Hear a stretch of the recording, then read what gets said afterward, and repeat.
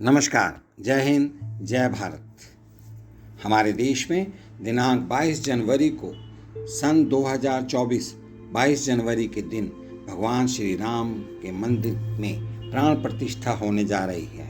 यह एक हमारे देश के लिए गौरव का विषय है, गौरव की बात है और हम सभी को इसमें बहुत ही खुशी हो रही है, बहुत ही प्रसन्नता हो रही है कि भगवान श्री राम को अपना स्थान मिला।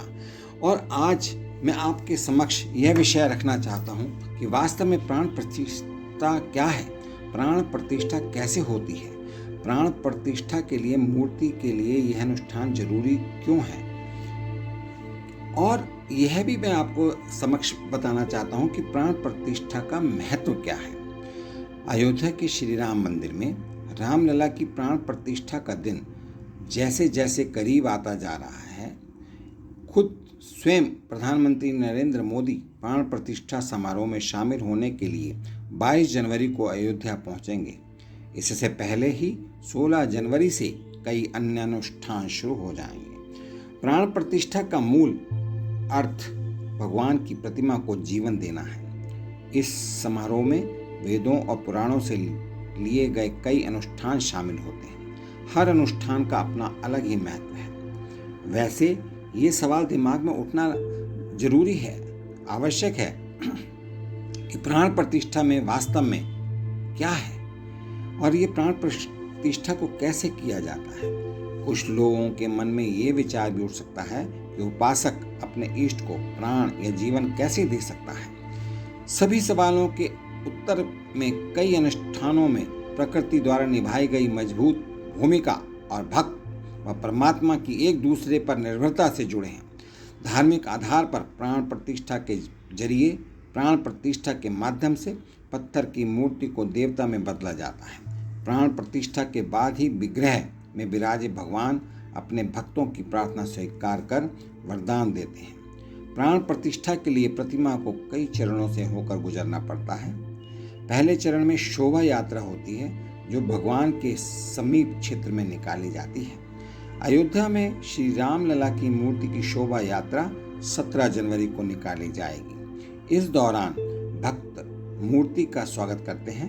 इस अवधि की जाने वाली जय जयकार से कुछ भक्ति प्रतिमा में पहुंच जाती है। दूसरे शब्दों में अगर मैं कहूं तो भक्त की भक्ति ही मूर्ति को भगवान में बदलना शुरू करती है, प्रारंभ करती है। कब आरंभ होते हैं प्राण प्रतिष्ठा अनुष्ठान? शोभा यात्रा के पश्चात जब मूर्ति मंडप में वापस आ जाती है तो प्राण प्रतिष्ठा के अनुष्ठान शुरू हो जाते हैं, प्रारंभ हो जाते हैं। गुजरात के डॉक्टर दीपक भाई ज्योतिषाचार्य ने बताया कि प्राण प्रतिष्ठा घर और मंदिर दोनों में स्थापित मूर्तियों के लिए आयोजित की जा सकती है। इंडियन एक्सप्रेस की रिपोर्ट के अनुसार नई दिल्ली के श्री लाल बहादुर शास्त्री राष्ट्रीय संस्कृत विश्वविद्यालय में वेद विभाग के प्रोफेसर डॉक्टर सुंदर नारायण झा जी का कहना है कि जब प्राण प्रतिष्ठा के लिए मंत्र जाप किया जाता है तो प्रार्थना मूर्ति में देव के जीवन को स्थापित करने के लिए होती है।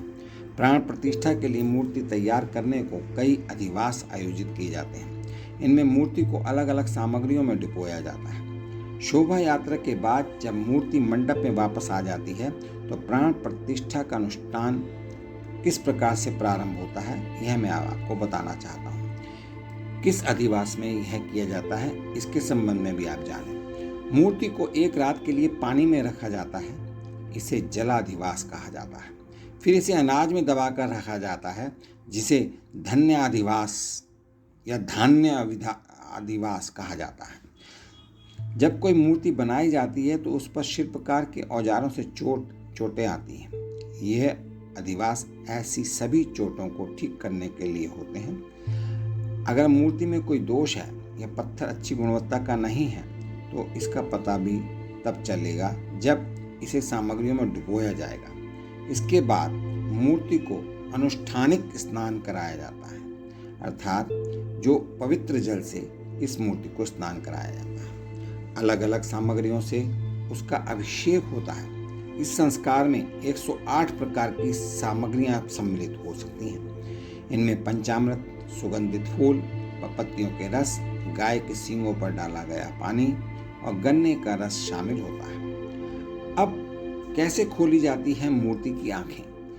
अब आंखों के संबंध में जो बातें हमारे पुराणों में हमारे ज्योतिषाचार्यों ने बताई है, उसके संबंध में मैं आपको बताना चाहता हूँ।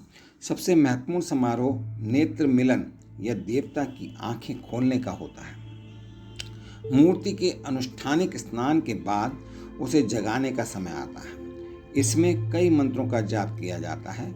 इनसे अलग अलग देवताओं से आने और मूर्ति के अलग अलग हिस्सों को चेतन करने के लिए कहा जाता है। इनमें सूर्य, आँखें, वायु, कान, चंद्र मन को चेतन करते हैं। अंतिम चरण में मूर्ति की आंखें खुलती हैं। इस समारोह में देवता की आंखों के चारों ओर सोने की सुई के साथ कुछ हद तक काजल की तरह अंजन लगाया जाता है। यह प्रक्रिया पीछे से की जाती है। माना जाता है कि अगर कोई भगवान की आंखें खुलते ही उनकी ओर देखता है तो उनकी चमक बहुत अधिक हो सकती है। तत्पश्चात आता है नर्मदेश्वर शिवलिंग को पूजा करने से पहले प्राण प्रतिष्ठा की आवश्यकता नहीं होती। अभी भगवान श्री राम की मूर्ति की प्राण प्रतिष्ठा हो रही है, लेकिन अभी ऐसी कौन सी मूर्ति है जिसको प्राण प्रतिष्ठा की आवश्यकता नहीं होती? माना जाता है कि अंजन को ककूद पर्वत से वापस लाया गया था। समारोह के लिए आवश्यक काजल बनाने के लिए पहाड़ पर पाए जाने वाले एक काले पत्थर को रगड़ा जाता है, लेकिन अब वह पहाड़ चीन में है तो घी और शहद नेत्रों में लगाया जाता है। अंजन लगाने के बाद देवता की आंखें खुल जाती हैं। माना जाता है कि इसी अनुष्ठान के बाद मूर्ति में जीवन आ जाता है। वेदों के अलावा मत्स्य पुराण, वामन पुराण, नारद पुराण में प्राण प्रतिष्ठा का जिक्र है। अब सवाल उठता है, क्या कोई मूर्ति बिना प्राण प्रतिष्ठा के भी पूजी जा सकती है? इसका जवाब है कि गंडकी नदी में पाए जाने वाले शालिग्राम और नर्मदा नदी में पाए जाने वाले शिवलिंग नर्मदेश्वर को प्राण प्रतिष्ठा की आवश्यकता नहीं होती। आदर्श रूप से मंदिर का निर्माण पूरा होने से पहले मूर्ति को जीवंत कर देना चाहिए और ये आवश्यक रूप से हमारे पुराणों में लिखा गया है। प्राण प्रतिष्ठा और मूर्ति को स्थापित करने के पश्चात वहाँ पर पूजा अर्चना की जा सकती है। तो आज इस वीडियो में मैंने आपको मूर्ति की प्राण प्रतिष्ठा के संबंध में बताया। आशा है आपको यह वीडियो पसंद आया हो।